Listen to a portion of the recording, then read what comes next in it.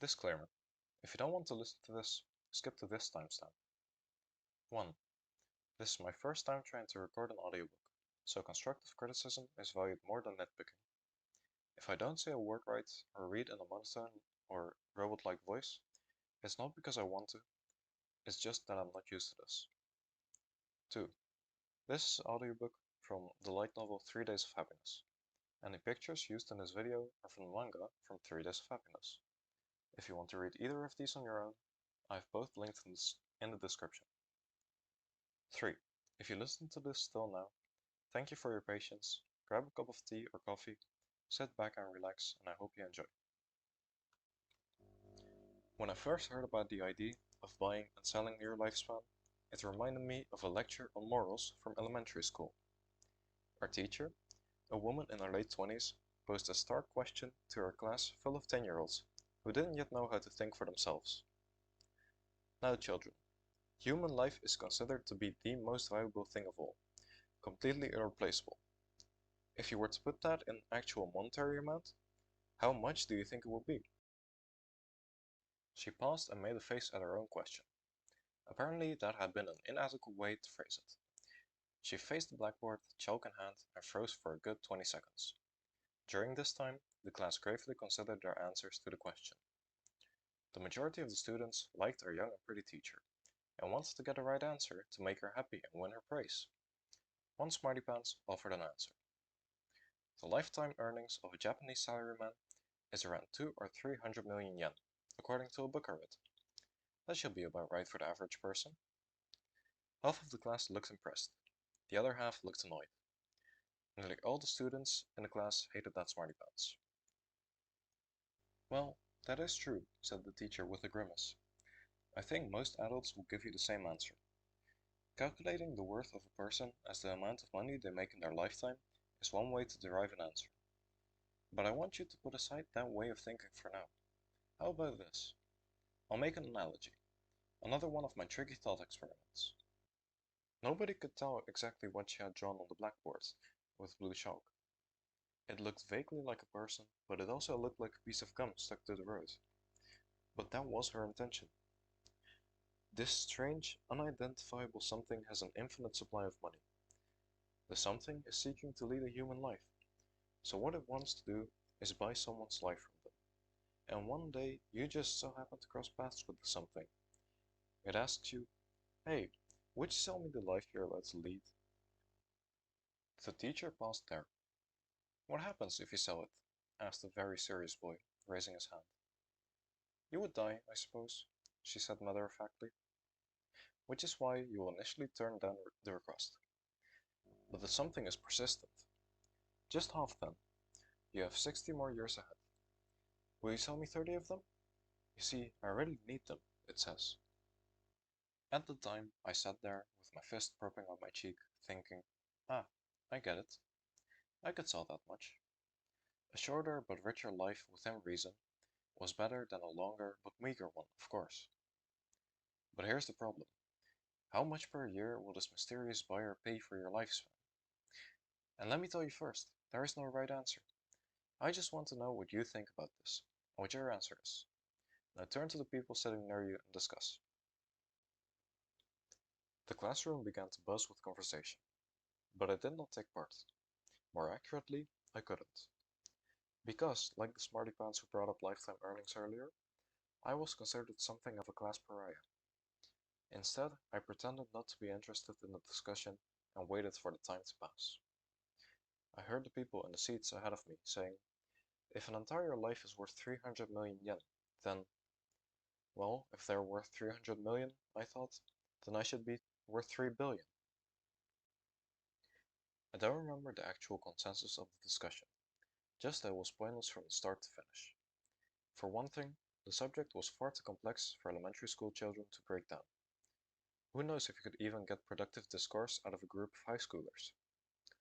I do distinctly remember a passionate argument from a girl who had no future, as far as I could tell, that you can't put a price on a human life. Sure, if I had a life like hers, I wouldn't put a price on it either. I'd probably have to sell it at a loss. Every class has some witty clown, and he was on the same train of thought as me. If I sold you the right to have my life, you wouldn't even pay 300 yen, would you? He said to hearty laughs. I agreed with the sentiment, but of course, I was only being sarcastically self-effacing for laughs and attention. He clearly considered himself to be far more valuable to the group than the boring, serious students, a fact I found detestable. However, although the teacher told us there was no right answer, in fact there was. 10 years later, when I turned 20, I actually did sell my future lifespan and received something of value in return.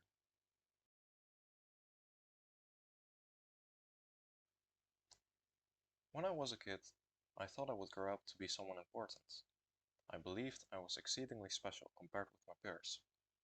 Unfortunately, because my neighborhood was filled with extremely unimpressive parents who gave birth to many extremely unimpressive children, that misconception only grew over time. I looked down on the children around me. I wasn't clever or humble enough to hide my overbearing pride, and my classmates shunned me for it. They excluded me from their cliques and often hid my belongings when I wasn't looking. I got full marks on my tests all the time, but I wasn't the only one. The other person who did was the aforementioned Smarty Pants, a girl named Himeno. Because of her, I couldn't truly be the best, and because of me, she couldn't truly be the best. On the surface, I think we were always bickering. All we thought about was trying to outdo the other, but at the same time, we were also the only people either of us could really talk to. She was the only one who would accept what I said without misunderstanding it, and I was probably the same thing to her. In the end, we always wound up together. Even before that, our houses were across the street from each other, so we spent a lot of time together as kids. I suppose you could call us something like childhood friends. Our parents got along, and until we started going to school, when my parents were busy, Himeno's parents would watch me at their house, and when her parents were busy, Himeno came over to our house. We saw each other as competitive rivals, but we had a tacit understanding that we would play nicely together in front of our parents. Not for any particular reason, it just seemed like a good idea. We might have kicked shins and pinched thighs on the table, but whenever the adults were watching, we were like close friends. I suppose it's possible we really were. For reasons much like my own, Jimena was despised by the rest of the class. She thought she was smart, sniffed at the people around her, and made no attempt to hide it. So she was shunned by everyone else. Our houses were near the top of a hill, a good distance away from where the rest of our classmates lived. That was convenient for us. We could use the distance as an excuse not to hang out at their houses, and we rationalized staying at home instead. If we really got that bored, we could visit each other and play while we pretended we were there under duress. On summer festival days and Christmas, we would go out and kill time on our own so as not to trouble our parents needlessly. And on family recreation days and open house days at school, when our parents would come and watch the class, we pretended to be good friends. It was as if we were saying, it's the easiest way for us to be together, so we chose to be like this. Rather than beg our inferior classmates to let us join their groups, we much preferred the company of our frenemy. Elementary school was a depressing place for us. The other kids would keep pranking and harassing Himeno and me, which prompted class assemblies. The teacher in charge of our class from 4th through 6th grade understood how this sort of thing went. Unless it was really bad, she was considerate enough not to inform our parents. After all, if they knew we were bullied, that would only make it worse. The teacher knew we needed to have at least one place where we could rest easy and not be reminded of the fact that we were victims. But in any case, Himeno and I were sick of it. Sick of the people around us, and even a little sick of ourselves for being unable to have any other relationships with the rest of the class. The biggest problem for us was that we couldn't really laugh. We never figured out how to react at the same time as the rest of the kids. If I tried to force my facial muscles into that expression, I could almost hear something at the core of myself scraping and grinding down. Himeno probably felt something similar. Even when someone was directly looking for a response from us, we wouldn't even raise an eyebrow. We couldn't, in fact. The rest of the class thought we were stuck up and pretentious. We probably were. But that wasn't the only reason we couldn't join in with them when they left. It was something more fundamental. Himeno and I were helplessly out of sync, like flowers blooming in the wrong season. It was the summer when I was 10. Himeno pulled her school bag out of the trash can for at least the 30th time, and I put on the shoes they had cut open with scissors, and we went to sit on the stone steps of the shrine, lit by the setting sun and waiting for something. From our position, we could look down on the place where the summer festival would be held. Stands and carts lined the narrow path to the shrine, with 2 rows of paper lanterns hanging over them, like runaway light strips that brought a low red glow to the shrine grounds. The people milling about were in high spirits, which was why we couldn't go down to be among them. Neither of us said anything, because we knew that if we did, the tears would spill over. So we kept our mouths shut and patiently sat there, bottling our feelings inside. What Himeno and I were waiting for was something that would back us up and help everything make sense. Perhaps we really were praying to the god of the shrine at that moment, with the droning of the cicadas flooding the air around us. As the sun began to cross the horizon, Himeno rose to her feet, brushed the dust from her skirt, and stared straight ahead.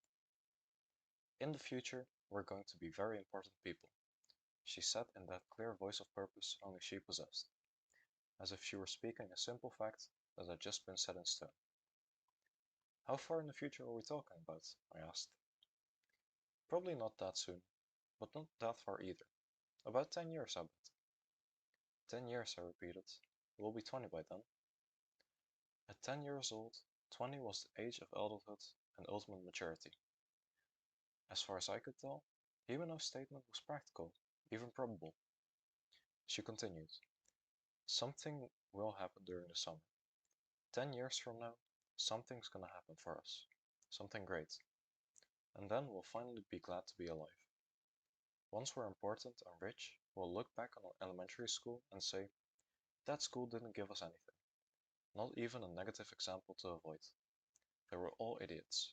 It was just a terrible school. You're right. They are nothing but idiots. It is a terrible school, I repeated. Back then, that was a fresh point of view for me. When you're in elementary school, it's your entire world, and it's difficult to consider it in terms of good or bad. The point is, we need to be really important and rich in 10 years. We can make our classmates so jealous they'll all have heart attacks. So jealous they'll chew off their own lips, I agreed. Otherwise, it wouldn't be fair, she said, grinning. I didn't think Himeno was just trying to make me feel better. As soon as she said it, it felt as real to me as a vision of the actual future. The words had a ring of prophecy to them. And it's not like we can't be big and famous. In 10 years, we'll show them all. We'll make them regret mistreating us like this. They'll see. 20 years old.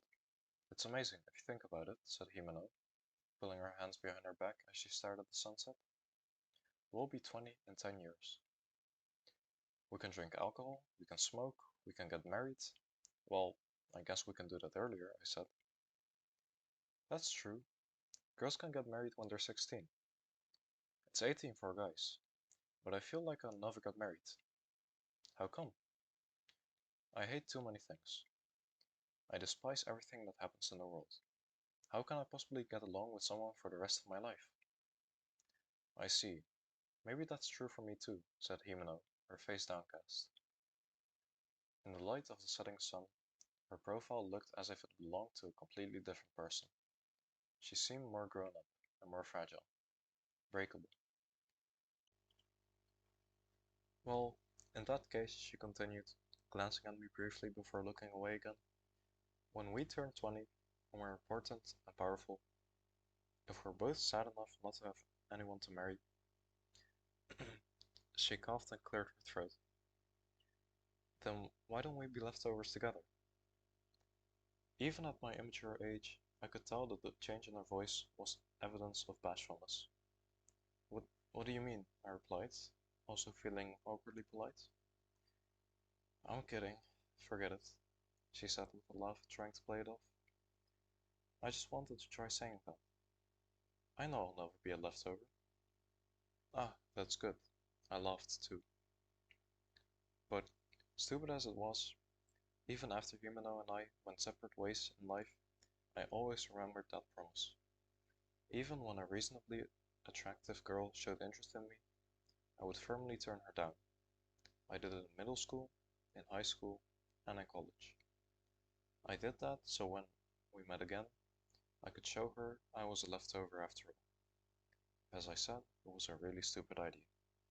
10 years have passed since then, and when I look back, I think maybe that really was the most wonderful time of my life.